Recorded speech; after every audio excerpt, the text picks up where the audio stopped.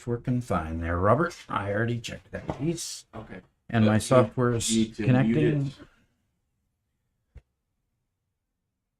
I'm just going to kick you out.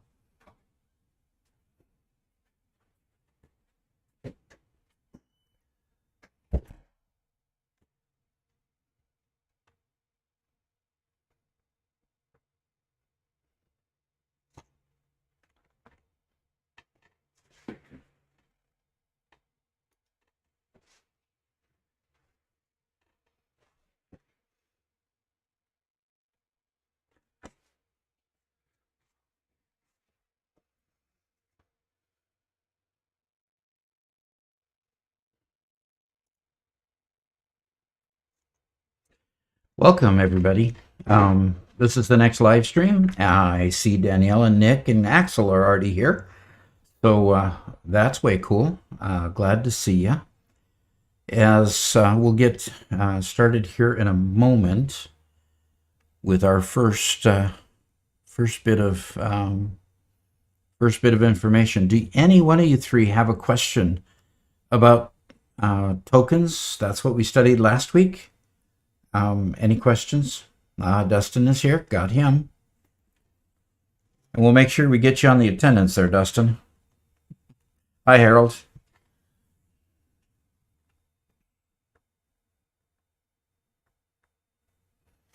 All right. Okay. Okie dokie. Well, that's good. My thing that I work by all the time is when I have meetings, when I call a meeting at Boeing, for example, I don't ever want to penalize, hi Harold, I don't ever want to penalize anyone who came on time by waiting for a bunch of other folks to join.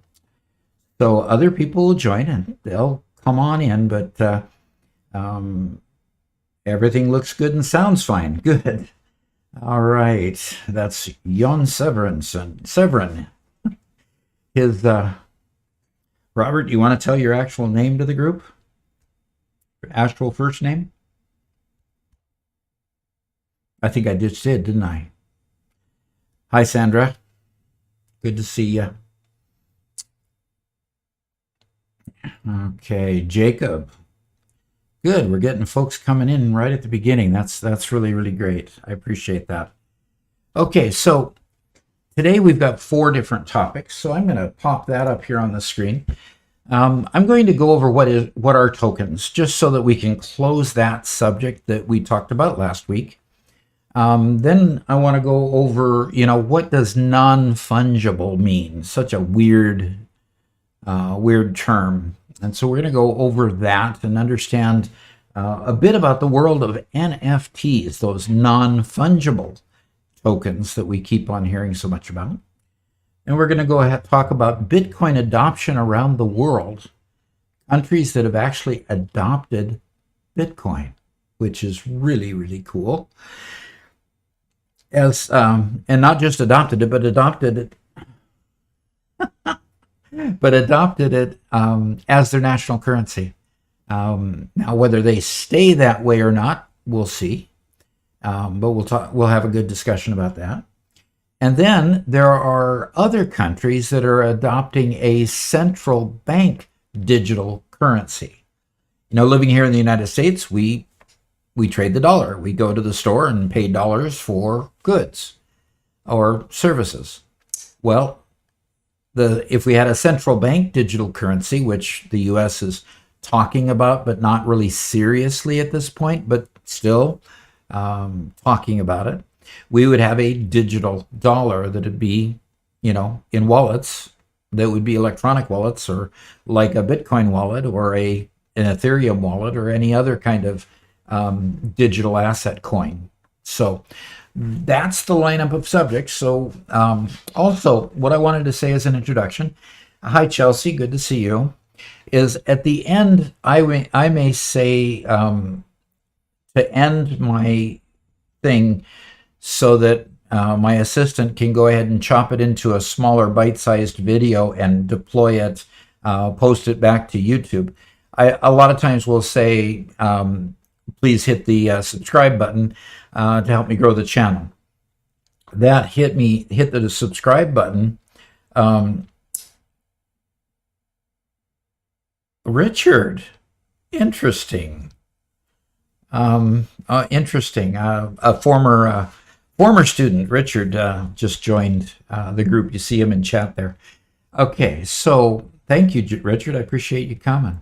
Anyway, so it would be akin to us having a digital wallet that would have dollars in it instead of Bitcoin. So we'll talk about that as well. Okay, so let's launch into our topics today, and let's start with, what are tokens? Okay. You got a lot of book reading, and we did a discussion on tokens last week. But there are a lot of different definitions for what is a token versus a coin, and what do tokens do, and they can be rather confusing. And in fact, if you have non-fungible tokens, I was even more confused at that. The computer world tends to want to use confusing terms or use their own language to describe various things that are happening in the IT world. But this time they kind of stole a term called non-fungible from the finance world. So there's this full range of tokens that do different things. So a token is just another word for cryptocurrency or crypto asset. Okay, now that's an odd definition. To me it is, anyway, because that is basically saying that a token is Bitcoin. A token is Ethereum. Well, actually that's true, because a token really isn't any different whether it's a token on the Bitcoin network that says that you have an item of value and this is how much value that you have that you've purchased on the Bitcoin network, versus having an item of value that is representative of work you've done if it's a corporate blockchain. So, but increasingly, it has taken on a couple more specific meanings depending on the context. And there's the key issue right there, is that tokens mean different things depending on the different context that you're talking about them. Yes, the class has started. There's no volume. Hey, Robert, do you hear me?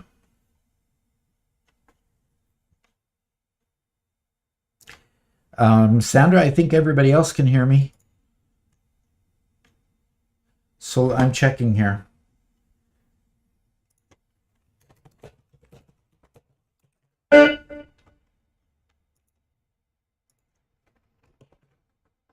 All right. Chase just joined. Thank you, Chase.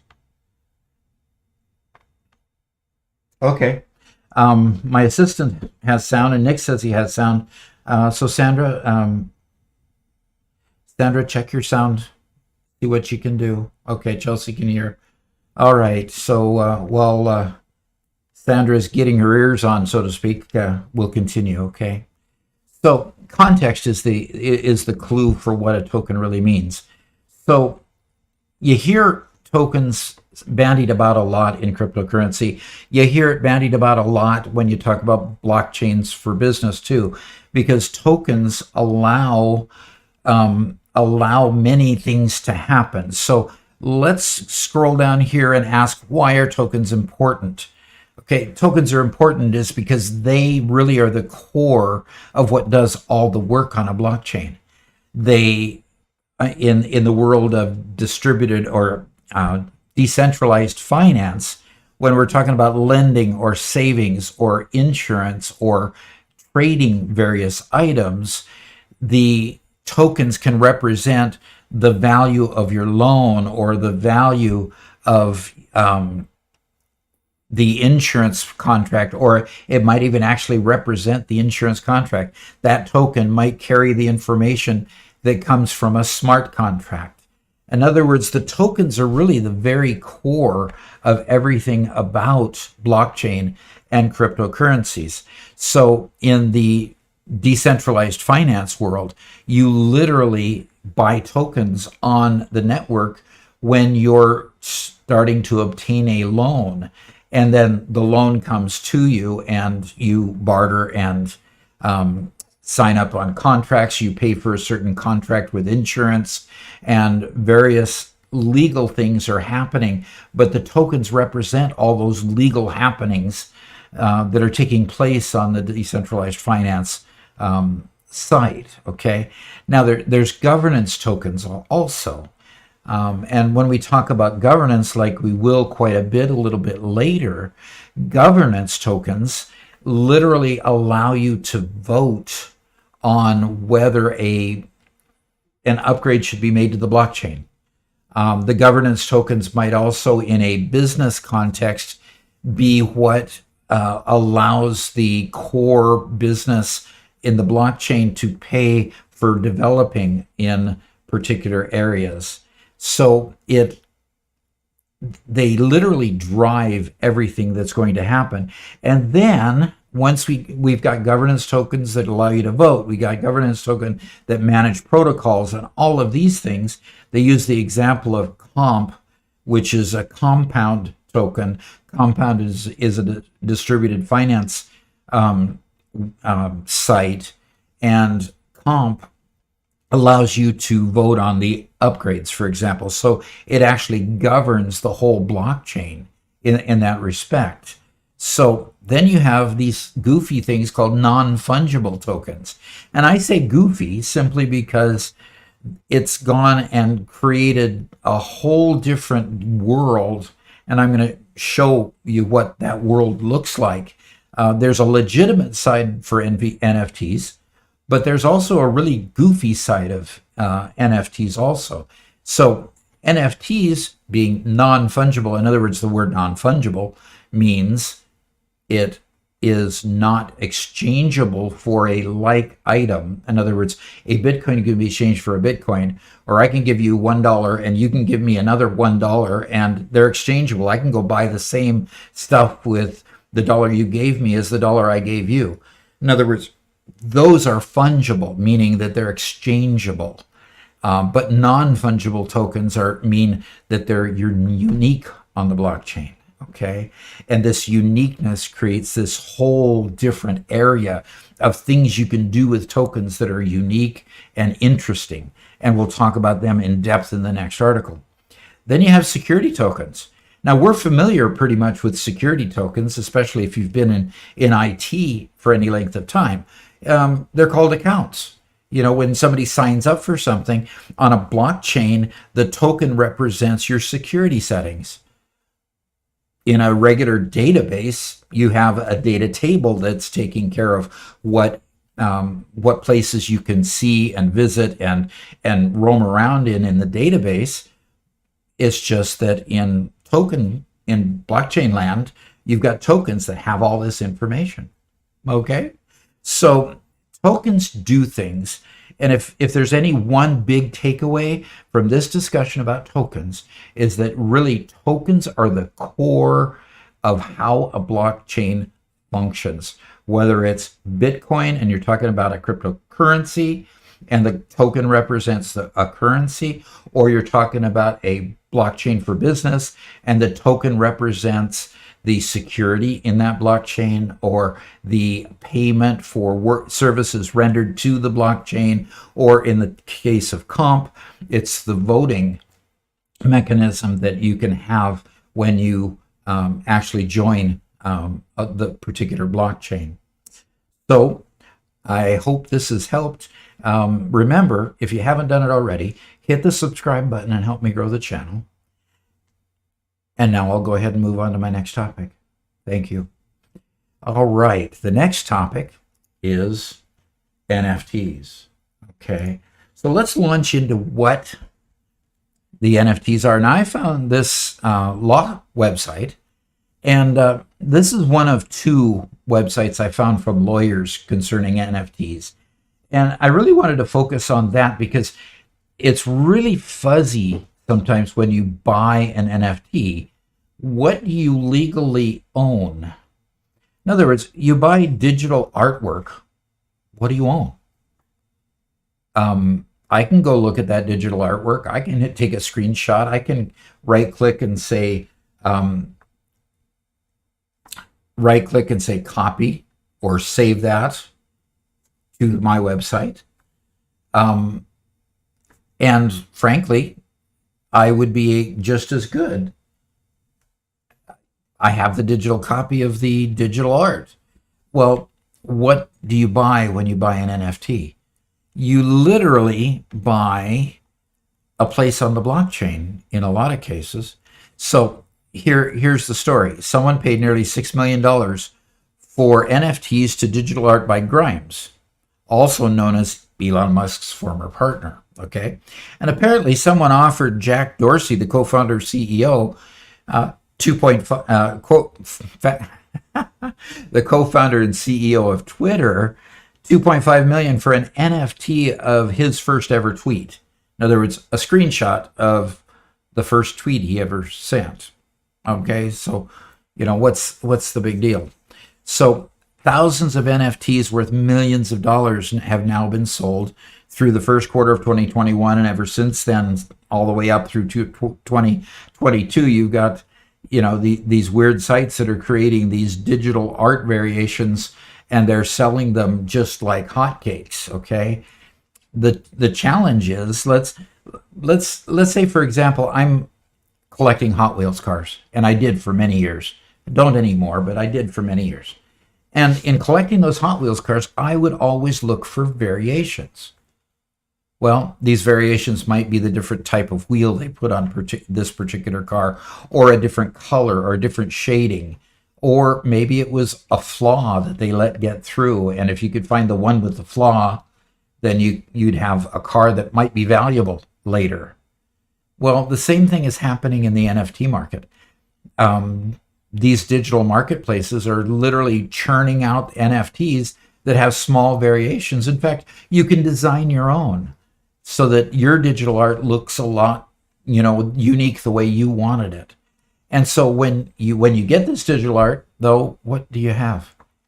If you're not really, really careful, the art, you might not actually have the art itself.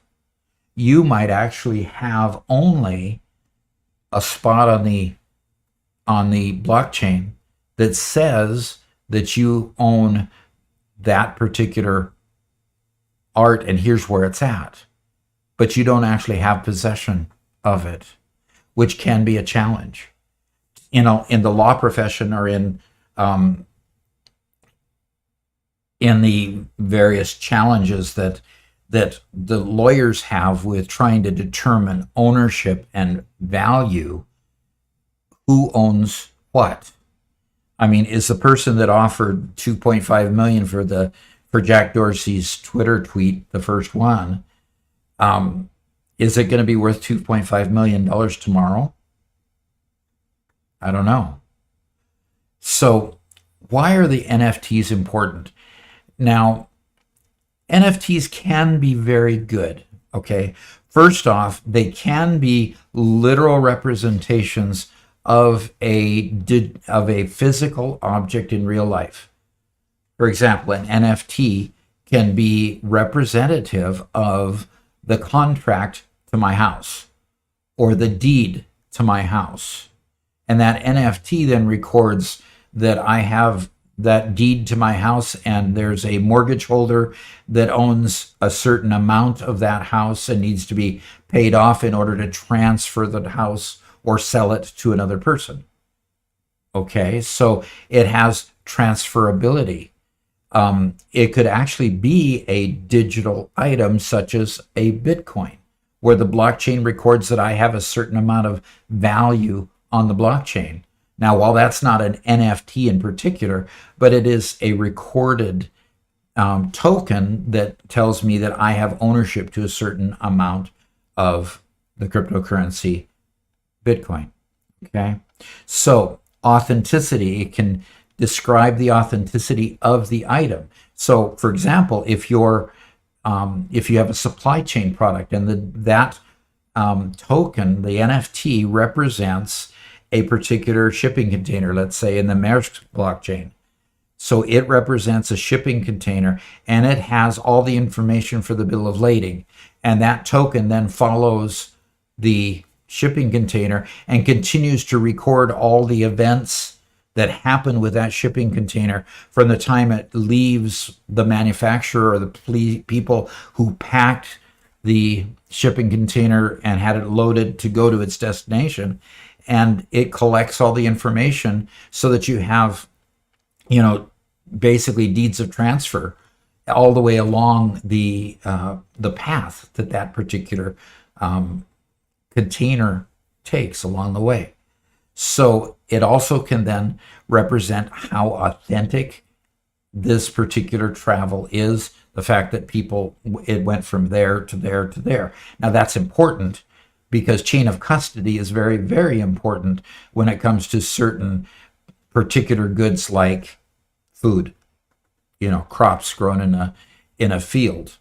Okay, you need to know where it came from if there ended up being a problem with salmonella or another disease or E. coli or something like that. You want to be able to track it back to where it came from. So that is the authenticity. Also the ownership. We talked about tokens that could represent security tokens. And the security on a blockchain, it could also represent your ownership in anything that can be identified on a blockchain to be a physical thing or a digital thing. So NFTs, being able to be unique, create their own niche of value simply because they can be used to do many, many things. Now, let me scroll down here. The art and gaming industry have taken to this probably the biggest out of any of the other industries. So it's disrupting that industry. In fact, a lot of gaming purists will come out against NFTs because they're trying to create their own ability to sell an in-game object for real, fiat cash outside of their games. For heaven's sake, they take our money. Why not allow me to build up value and build up wealth in the game and allow me to sell that wealth when I want to leave the game? There's no reason why I shouldn't be able to do that, right? Well, in the gaming industry, NFTs have allowed that to be a little bit more fluid. The NFTs that you own and trade can be traded for money, fiat currency, whether you're US dollar or another currency, or it can be traded for other digital currencies such as Ethereum. Probably the most common one is Ethereum, or it could be traded for any one of a number of different other what they call altcoins, alternative coins to Ethereum and Bitcoin. So you see that in the art and gaming industry. The fashion industry is really taking to it in the respect that when you get high-end fashion and the particular garments were made at a particular by a particular designer at a particular place that it was manufactured, and that token then can carry the authenticity of that particular garment, and that allows it to have a value that another garment that was created in China and sold on a Walmart rack might not have. So high fashion has taken to NFTs in a big way to identify and keep brand purity going in their particular brand. Okay. Then we go down here to supply chain. We've talked a ton about supply chain, and so NFTs can eliminate counterfeiting, trace the movement of goods along the supply chain. The auto industry can make sure that they can track all the component parts in a vehicle. I wouldn't be surprised if the aerospace industry began to use them eventually, simply because there is a huge problem with counterfeit parts. And, you might say, well, gosh, can't you just buy a plane part from anybody?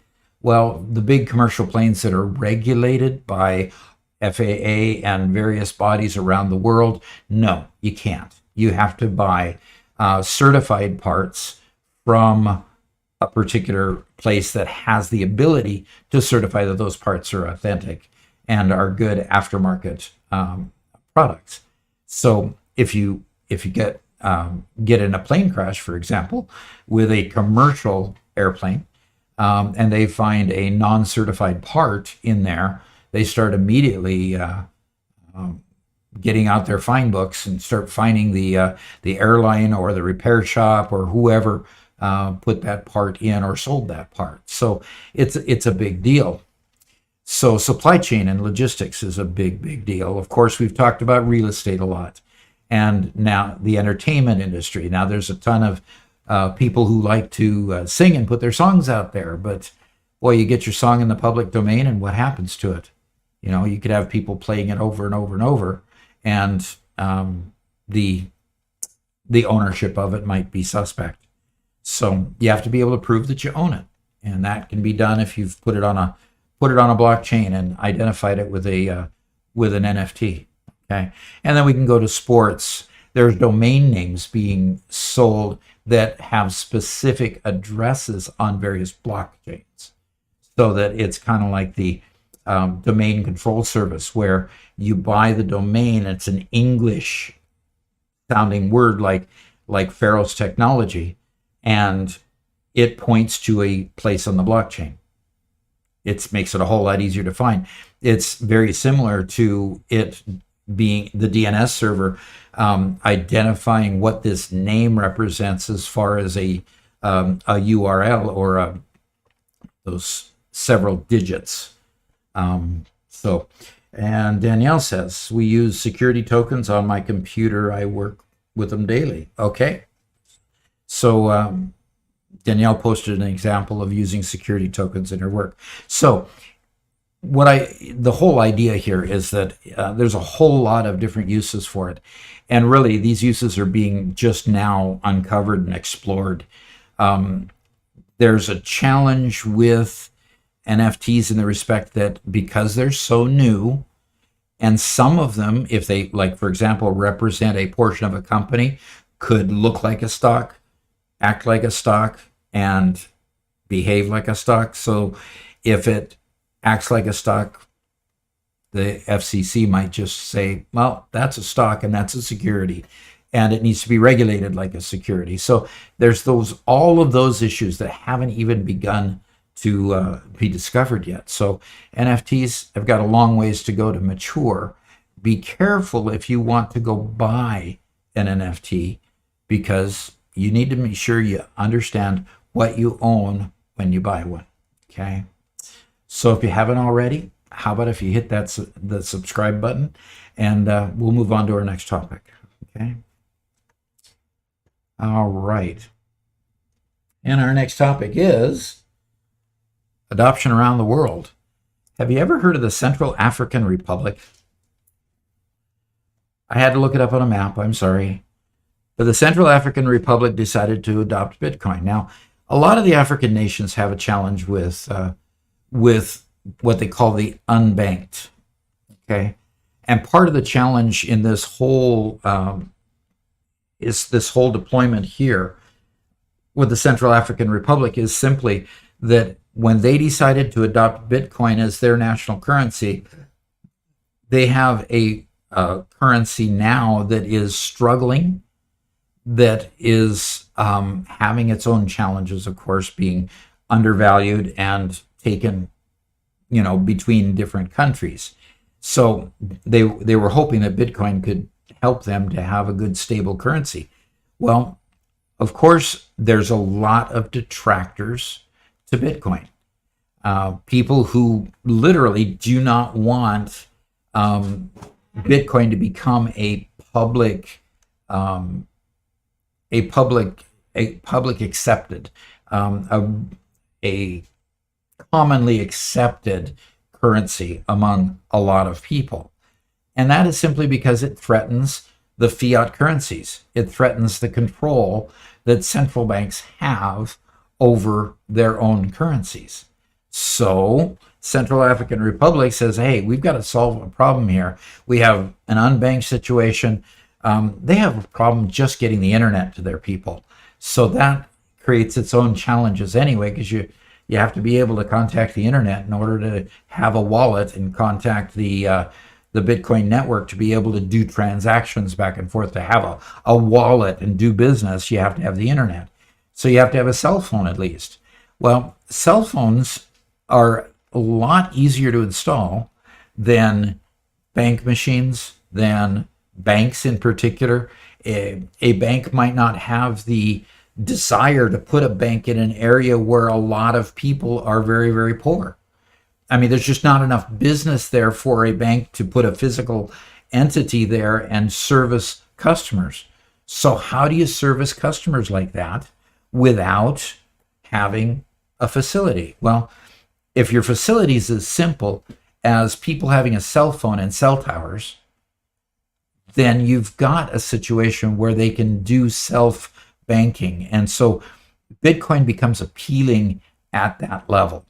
And so the Central African Republic decided then to adopt Bitcoin as legal tender.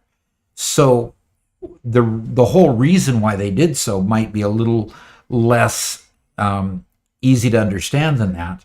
But understand that the decision to adopt by a third world country is not one that can be taken lightly, because the World Bank does not like Bitcoin, and a lot of times the World Bank has come to these countries and said, if you accept Bitcoin, we'll just cut you off from any, facilitating any loans between you and other countries. And that tends to slow the progression of Bitcoin down. Well, frankly, it's hard to get a loan in Bitcoin. I don't know. There aren't a whole lot of facilities, although the decentralized finance is creating opportunities to do so. It's not as prevalent quite yet, and so it's a bit of a challenge. So it says the Bitcoin announcement left many scratching their heads, and some wondering if it had more to do with the political shift away from France and towards Russia. Now, this is an article that came out before the Ukraine issue, so I'm not quite sure what the ramifications of the political challenges that Russia is having geopolitically, but they probably wanted to get away from France, who was the original colonizer of the area that is now known as the Central African Republic. So it's, might be a little politically motivated there. 9 out of 10 Central Africans do not have access to the internet. So that might create some bit of challenges. But they're tipping their toes into it. Many people will still use the currency that they currently have simply because they can put it in their pocket and they can walk with it and go to the store.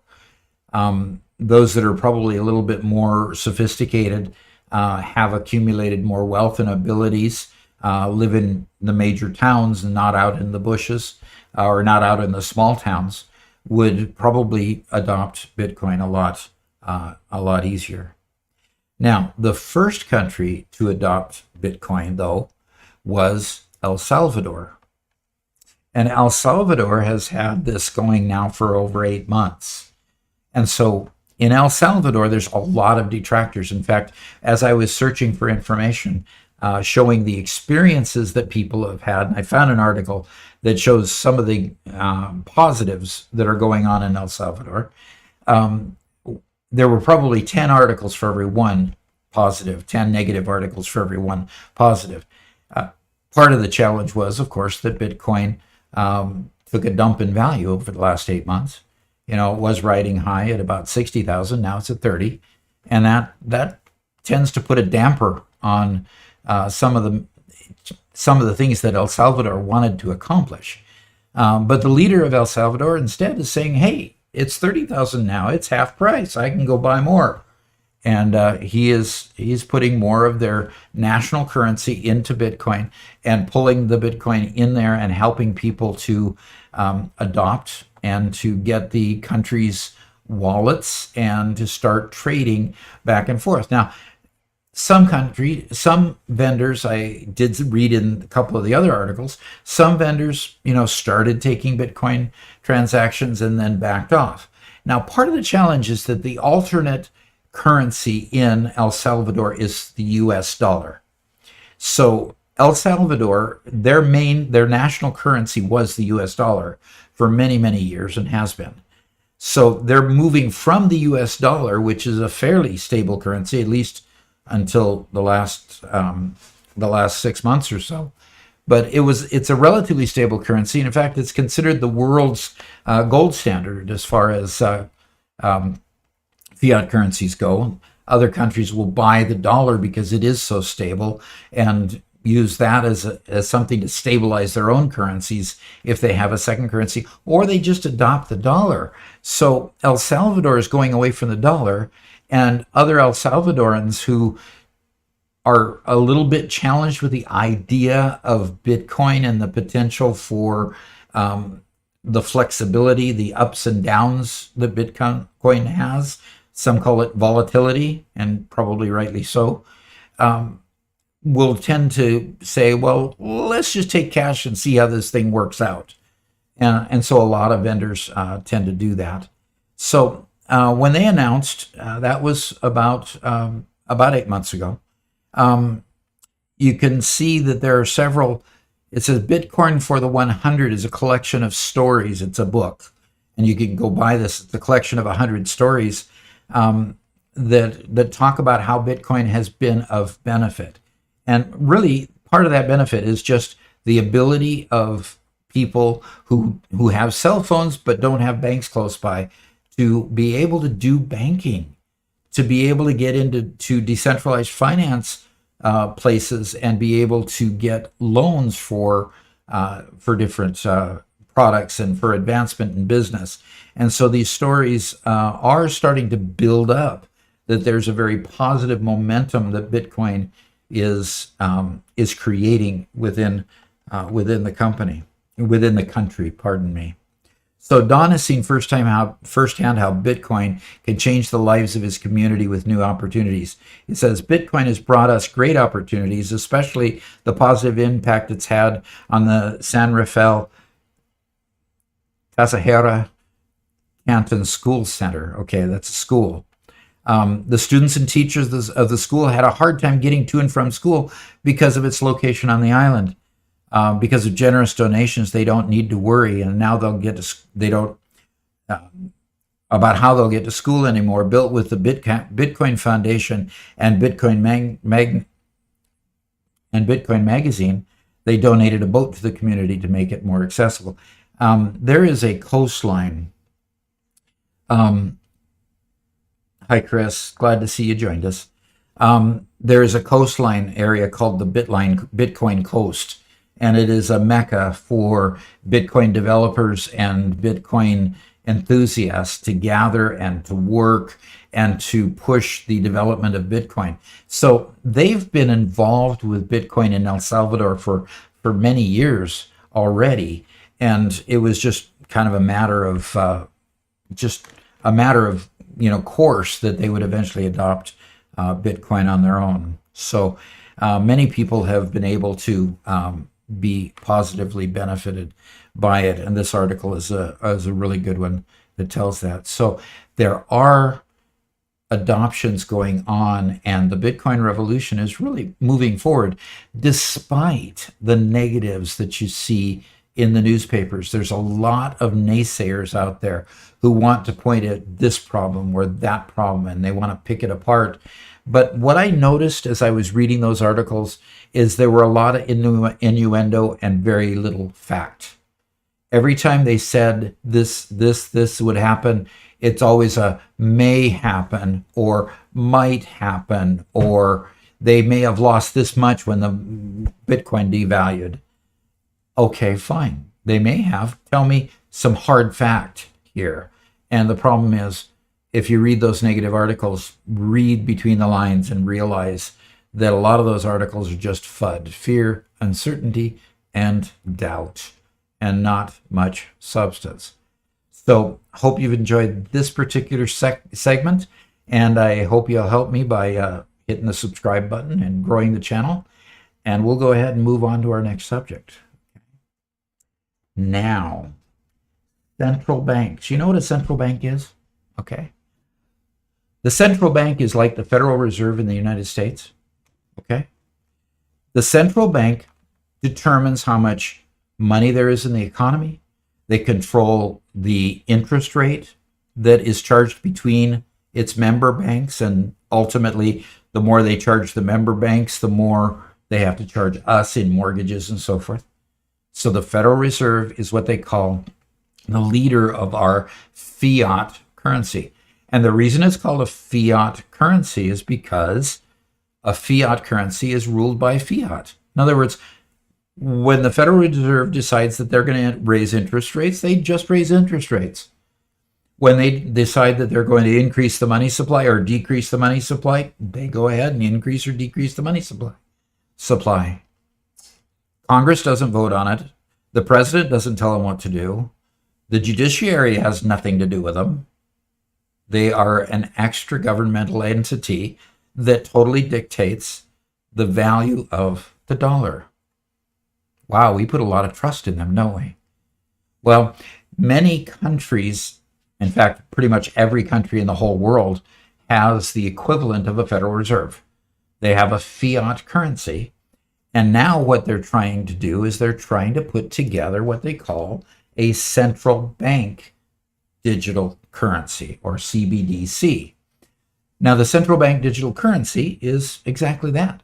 Instead of having greenbacks in your wallet, or Canadian dollars, or Mexican pesos in your wallet, you have a cell phone or some sort of digital device that gets you into your digital wallet.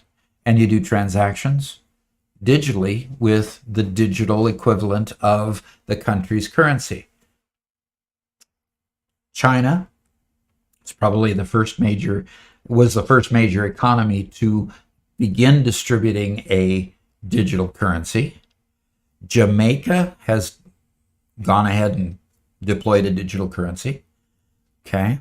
Here it says that it's thinking about it, but I have another article here that says that they finally did make the move to a central bank digital currency. Many other countries are playing around with the idea. Ukraine has a digital currency. Now, there's several countries that have it in development. India is working on developing a digital currency. Now, oddly enough, India, in developing their digital rupee, has focused on making it difficult to exchange Bitcoin in their borders.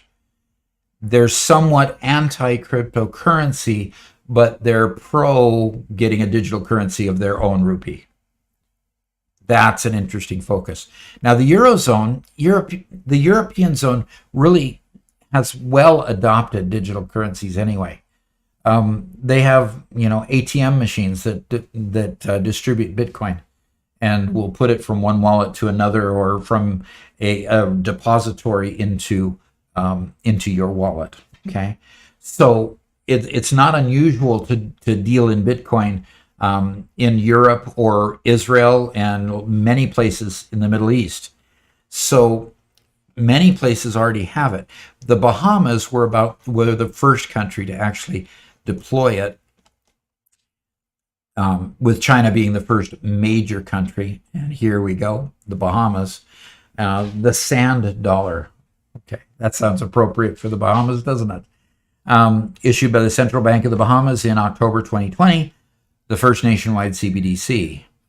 So as a result, 20% of the population is estimated not to have a bank account. It's hoped that the sand dollar can help improve financial inclusion. Now, the world has been trying to solve this situation with the unbanked for many, many years. And unbanked is, just like I said in a previous video, is that the unbanked person they just live in a place where no bank wants to put a branch. And so therefore they can't get banking services simply because they don't have the electronic means or the outlet of a bank premises to go do their banking at. Okay, Nigeria, I think I've mentioned already. Eastern Caribbean Currency Union, 7 countries, including Antigua and Barbuda, okay, Dominica, Grenada, Montserrat, St. Kitts and Nevis, St. Lucia, and St. Vincent and the Grenadines have all done that. Now, that's challenging my ability to pronounce these words, of course. You understand that. So these countries are working on it. Some pilots are working on. Some pilots are going on in Sweden, and then of course China. They say that it's a pilot, but I believe it's much farther along than a pilot. And of course, we know Jamaica. The other article that I pulled up has already deployed a central bank digital currency. So Danielle says the United States is too. I think I read trying to pass a bill for a type of cryptocurrency. Yes, there hasn't been anything concrete yet, but yes, there are senators and representatives that are currently working on bills to try to get that pushed through. My only challenge with the central bank digital currency is that if the central bank digital currency can control your wallets, that brings up a lot of questions on your privacy, on how much money you have in your wallet and how much money you have flowing through that wallet, the transactions that are going through your wallet. You know, there are cold wallets that you could pull the money out of your hot wallet, which is a wallet that's connected all the time to the blockchain network. The cold wallet is disconnected from the blockchain network, so it's kind of like a savings account, but you have the passwords to it, and it's usually on a small device or off your computer. You can print a code that allows you to get the money put back into a hot wallet situation. So they're going to have to address the issue of privacy. I don't want them to be able to know how much money I have, know how much money I'm transacting at a whim. And then if they decide they don't like me for some reason, maybe I say something wrong on this YouTube channel, you never know, that they can all of a sudden just take the money away or freeze my assets or freeze my money. And that concerns me a little bit. It's bad enough having your money in a bank where they can freeze those assets too, because they know about my bank, I'm sure. There's know your customer banking laws that they can subpoena anytime they want to.